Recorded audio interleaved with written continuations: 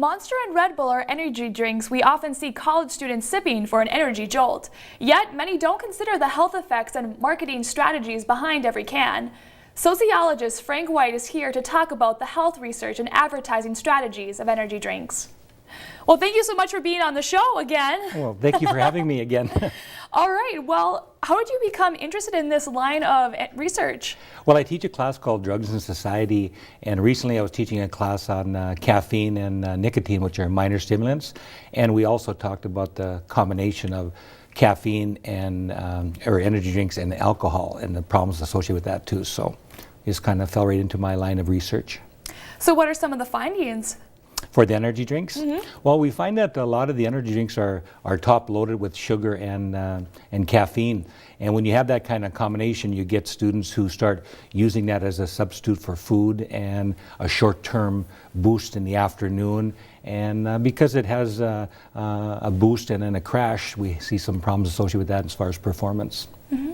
So we see through doctors and health experts how they advertise, how really bad that they are for you. But what, we don't really become very educated. What really is in an energy drink that's so bad for you?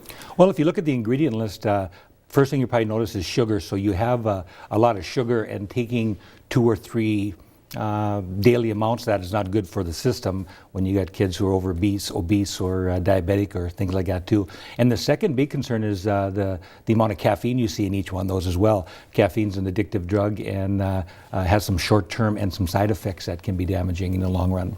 So what actually are those side effects? Well, if you get caffeine, which is a stimulant, you put your body into an excited mode, and then after that, if you get addicted, you start coming off that, and you start to see people who are more lethargic, a little more difficult time to concentrate, and have motivation problems as well, school and work related. Mm-hmm. So who actually decides, what goes into these energy drinks? Well, because energy drinks are they're considered a dietary supplement rather than a food source. The FDA doesn't have much regulation on that, so the manufacturers pretty much get to decide the amount of caffeine or other ingredients they put in there with very little supervision or regulation. So even if consumers know they're unhealthy, why is the draw? Why do I see people with Monsters and Jolts, why do they keep having a sip of those things? Well, I think it's very consistent with our culture. It's immediate. It doesn't take a lot of work. You could probably get the same effect if you went out and worked out or went for a walk or just consumed some high protein food. But you can take a little ounce of something and drink it and have a boost for a couple of hours. It just fits into a fast-paced, easy culture that has immediate results. And that's very addicting for a lot of people. Mm-hmm.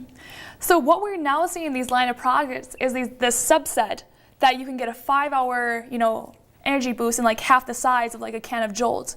Are they bad for you? Are they more worse? Are they better? Well, they're manufactured and marketed to say that they're better for you because you're only getting 2 ounces, so you don't have all the sugar.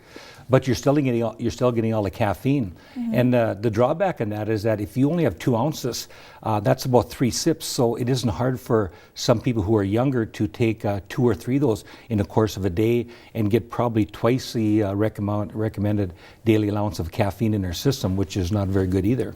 All right, well, I think we have a question from our Facebook page. We have one of our friends, and we have one from Nina, and she is asking, are they addictive? Yes, they are. I mentioned earlier the ingredients that are included, and one is caffeine, and the medical profession actually has the word caffeineism or caffeine dependence to explain that people can become dependent on that particular chemical over time. Okay, so really, how do you think the role of advertisers play in these products? Well, like many things, they're very creative, and I think they're very effective. What I notice is that they really gear their attention towards the college and the high school, and even the younger populations. Their primary target is probably that 18 to 24-year-old male demographic. But also now they're trying to help their sagging markets with women and young women as far as consumers as well too. But yeah, males, and they also use creative strategies too. Because guys are more involved in aggression and sports, they use the extreme games. They use sexual imagery. A lot of those kind of things are very appealing to young males to get involved in that type of recruitment. So if you could give one quick warning to somebody that's very uneducated and misinformed about these drinks, what would you tell them? What would you say? I'd say be very careful about the amount of caffeine that in each one. They don't have them on the labels. So just as a general rule, I'd say that, moderation is probably your best preventive measure, and I would say, 1 or 2 a day is not a problem, but and don't substitute it for exercise, and don't substitute it for food. It's a supplement. It should supplement a diet. It should be part of something, not the only thing that people are using on a day-to-day basis. Okay, well, I don't think you have to really worry about me taking one of those things. I think it'd probably have a bad side effect, but thank you again for so much for being on the show. Well, thank you again for having me.